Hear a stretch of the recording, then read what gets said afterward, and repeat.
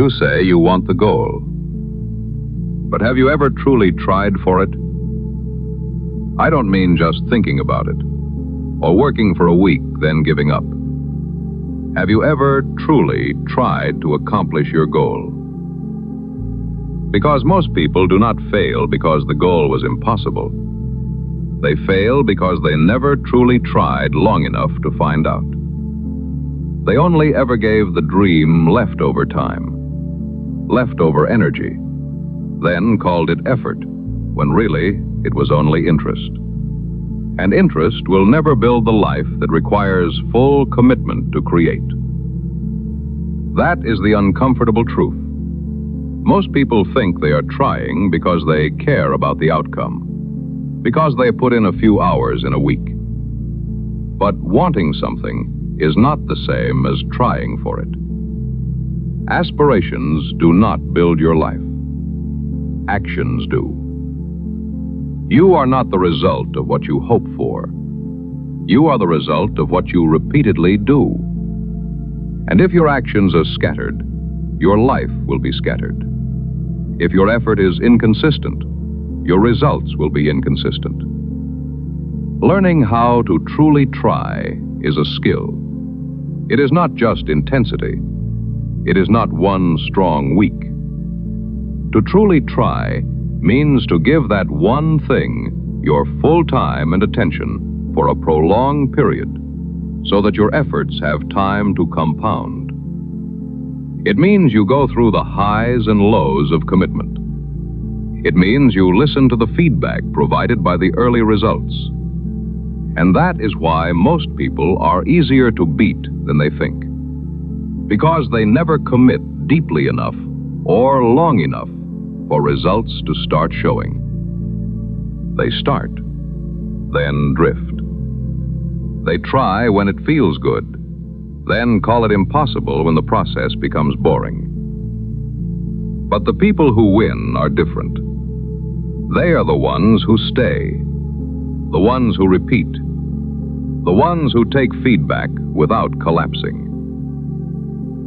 Hard is not a warning sign. Hard is the filter. It is the place where the interested leave and the committed remain. When the path becomes difficult, most people think it means something is wrong. But sometimes difficulty is proof that you have finally reached the part of the road where most people turn back. That is not a reason to quit. That is the opportunity. Because if everyone could stay through the boring, lonely work, then everyone would be successful. But they are not. Because those things are hard. And hard things reveal who is truly trying. If you want to finally commit to something, you have to stop treating your time like it is cheap. Your time is your main currency, especially when you are first starting out. And if time is the only real currency you have, you cannot afford to give it away casually. An empty calendar does not mean you have time to waste. Free time is not meaningless time. It is the raw material of your future. And every hour is going somewhere. It is either going to the dream or to distraction, to the man you say you want to become, or to the old life you keep crawling back to. So look at your time honestly. If your goal matters, where is it on your calendar? Because a man who commits to his goals does not give his best hours to anything except the thing he claims to want. He protects his time. He protects his focus. He learns to say no, not because he hates people, but because he finally understands that every yes has a cost.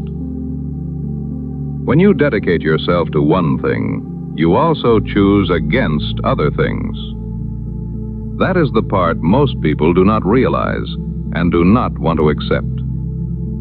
They want the body and the comfort, the skill and the distraction.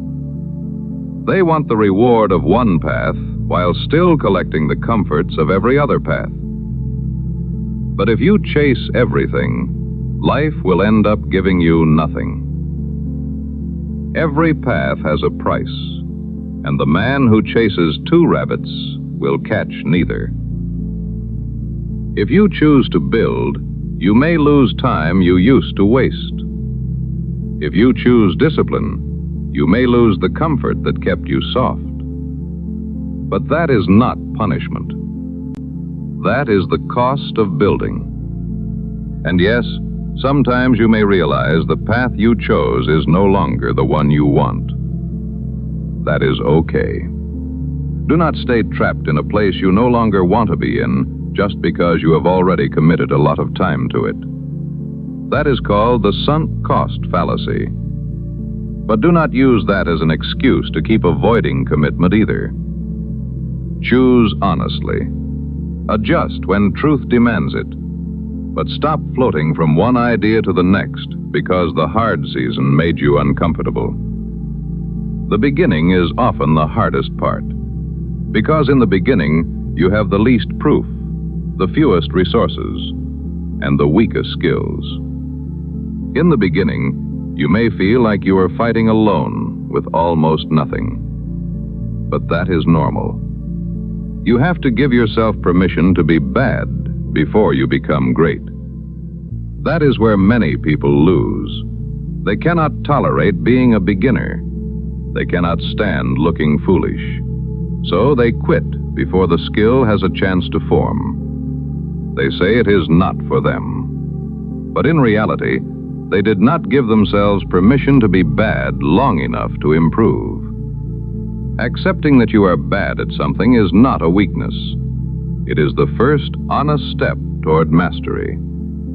And once you stop pretending you should already be great, you can finally start doing the work that makes you better. You can take the feedback. You can study the mistake. And over time, the thing that once embarrassed you becomes the foundation for your success. That is how effort compounds. And this skill becomes transferable. Once you learn how to commit in one area, you carry that skill into everything else. You learn how to stay focused, how to adjust, how to handle frustration. And that is an advantage in a world full of distraction and weakness. Because the world is full of people who start, but very few know how to stay. And staying focused is where everything changes. But this is also where it gets lonely. At the start, there is excitement. At the end, there may be reward. But in the middle, there is often nothing. No proof. No visible transformation. Just work, repetition, feedback, and uncertainty. That is where most people disappear, because most people do not know how to handle this feeling. But what they don't realize is the lonely middle is exactly where the winning happens. It is where effort starts to bear fruit. It is where consistency is learned. Because consistency cannot be seen in a snapshot. It does not show itself in one clip or one highlight. Consistency is invisible in the short term, but undeniable over time. 6 months can build a life that your old habits could never have created. Your current life is often the result of what you did months ago. And the work you do today may not pay you immediately, but it is building the life you have only dreamed about and will one day be available if you can stay focused. That is why you have to keep going during the lag, the space between effort and result, that quiet stretch where you are working but nothing is changing. And this is where visualization can help. Visualize the result when the work feels pointless. Visualize the life you are trying to build. Not so you can escape into fantasy, but so you can remember why the sacrifice matters. That image in your mind can become fuel, a reminder that the hard days are not pointless, that this lonely season is not empty. It is part of the bridge between who you are and who you are trying to become. And in that middle, doubters will appear. Some will doubt you loudly, some quietly. Some will mean well, some will not. But you must understand this: doubters are right until they are not. In the early stages of the process, it may seem as though everything they are saying is true. But one major win can cover years of losses. So do not let the person who refuses to risk anything tell you what is possible for a man who is giving his all. Because if a thing is humanly possible, then consider it within your reach. And once you accept that it is possible, the only thing left is work. Not wishing, just work. The kind of work that becomes sustainable, not just intense. Because truly trying does not mean burning yourself out for 3 weeks and collapsing. It means building a way of life that can last long enough to win. You have to make the ride sustainable. You have to protect enough energy to keep returning. You have to understand that sometimes progress itself may be the only win you can get on those hard days. Some days, maintaining what you have is victory. And that matters. Because tiny progress may feel invisible in the near term, but repeated over time, it becomes visible in who you are. So stop waiting to feel perfect. Stop waiting to have unlimited confidence. If the goal matters, try now. Badly if you have to. Alone if you have to. But truly try with everything you have. Because half effort will always leave you haunted. It will leave you wondering what would have happened if you had actually committed, if you had stayed past the point where most people quit. That is a heavy question to carry. So do not leave your life full of unanswered questions. Find the thing you want. Choose the price. Give yourself permission to begin imperfectly. Then stay. Repeat. Learn. Adjust. And keep moving.